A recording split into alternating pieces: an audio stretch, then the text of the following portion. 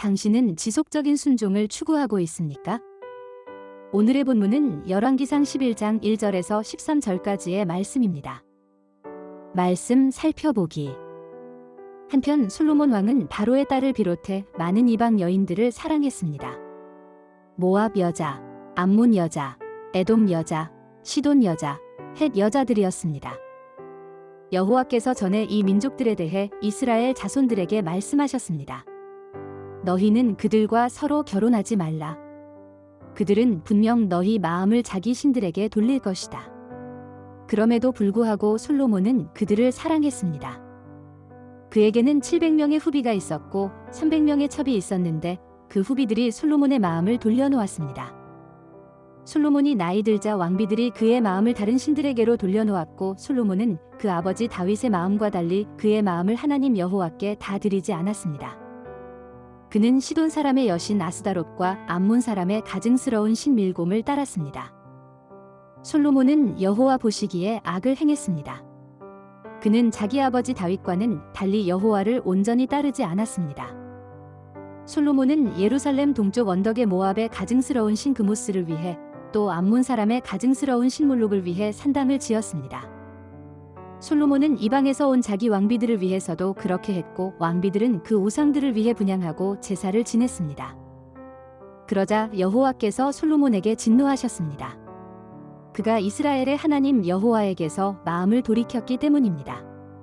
여호와께서는 그에게 2번씩이나 나타나셨고 이 일에 대해 다른 신들을 따르지 말라고 명령하셨습니다. 솔로몬은 여호와의 명령을 지키지 않았습니다. 그리하여 여호와께서 솔로몬에게 말씀하셨습니다. 내가 이런 일을 해 내가 내게 명령한 내 언약과 내 규례를 지키지 않았구나. 그러므로 내가 이 나라를 반드시 내게서 찢어내어 내 신하에게 줄 것이다. 그러나 내 아버지 다윗을 생각해서 내 시대에는 그렇게 하지 않고 내 아들의 손에서 빼앗아 찢을 것이다.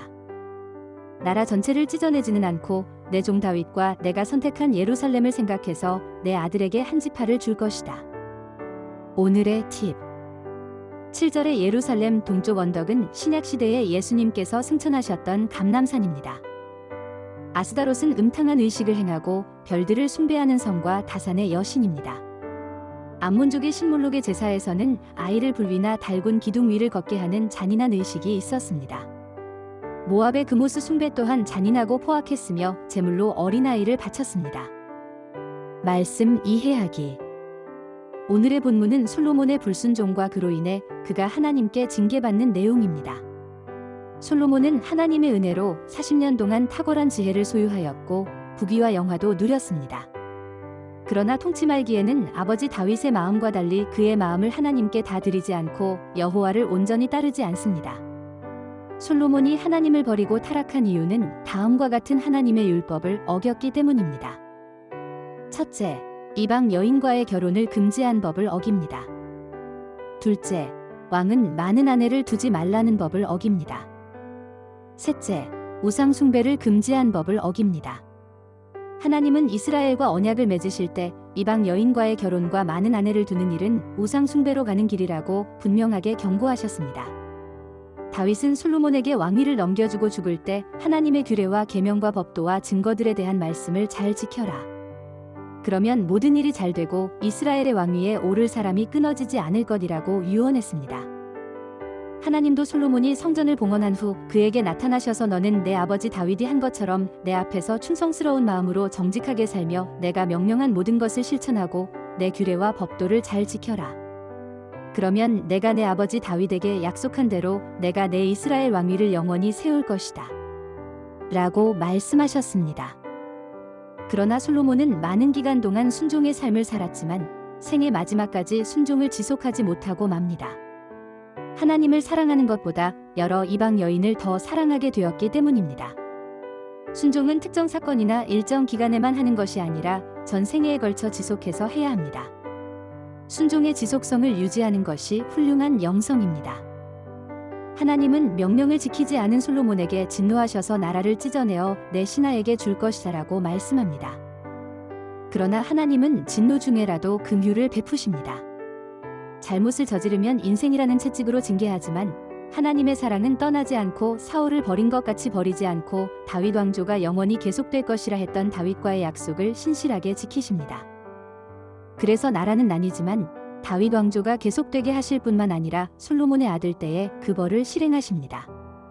하나님은 언제나 신실하시고 은혜와 긍휼함이 많으신 분이십니다. 우리 그리스도인도 찰나의 불같은 순종이 아니라 생애 전체에 걸친 지속적인 순종의 삶을 사는 영성을 가져야 합니다.